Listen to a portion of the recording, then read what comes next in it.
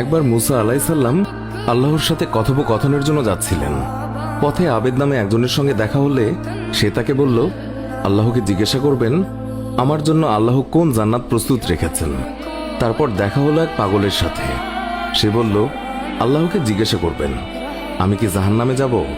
আল্লাহকে জিজ্ঞাসা করলে আল্লাহ বললেন, আবেদ জাহান্নামে যাবে আর পাগল জান্নাতে যাবে। মুসা আলাইসাল্লাম তিনি বিষয়টি বুঝতে পারলেন না। ফেরার সময় পথের মাঝে দেখলেন এক রাখালকে বাঘ তাড়া করছে। তখন রাখাল দৌড়াতে দৌড়াতে একটি বদনার মধ্যে প্রবেশ করল এবং বদনার নল দিয়ে বের হয়ে গেল। এটা দেখে বাঘও বদনার মধ্যে প্রবেশ করল, কিন্তু সে আর নল দিয়ে বের হতে পারছে না।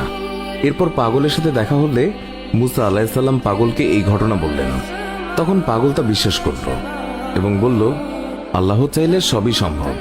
তারপর আবেদের সাথে দেখা হলে আবেদকে মুসা আলাইসাল্লাম ওই ঘটনা বললেন, কিন্তু আবেদ তা বিশ্বাস করল না।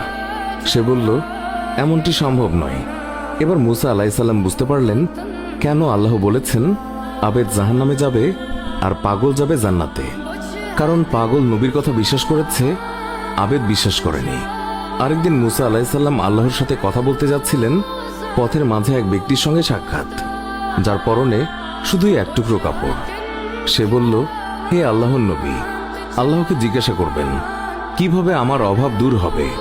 এরপর আরেকজন ধনী লোকের সঙ্গে সাক্ষাৎ হলো, যাকে আল্লাহ অঢেল সম্পদ দিয়েছেন। সে বলল, আল্লাহকে জিজ্ঞাসা করবেন কিভাবে আমার সম্পদ কমবে। আরেক ব্যক্তির সঙ্গে সাক্ষাৎ হলো, যার হাতও নেই পাও নেই। সে বলল, আল্লাহকে জিজ্ঞাসা করবেন আমাকে কেন সৃষ্টি করা হয়েছে। মুসা আলাইসাল্লাম আল্লাহকে জিজ্ঞাসা করলে আল্লাহ তাআলা উত্তরে বললেন, প্রথম ব্যক্তি যে ব্যক্তি এক টুকরো কাপড় পরে রয়েছে তাকে বলবে বেশি বেশি শুকরিয়া আদায় করতে। দ্বিতীয় সম্পদশালী ব্যক্তিকে বলবে বেশি বেশি না শুকরি করতে। আর তৃতীয় ব্যক্তিকে বলবে, তোমাকে দিয়ে জাহান্নামের একটা ফুটো বন্ধ করার জন্য তোমাকে সৃষ্টি করা হয়েছে।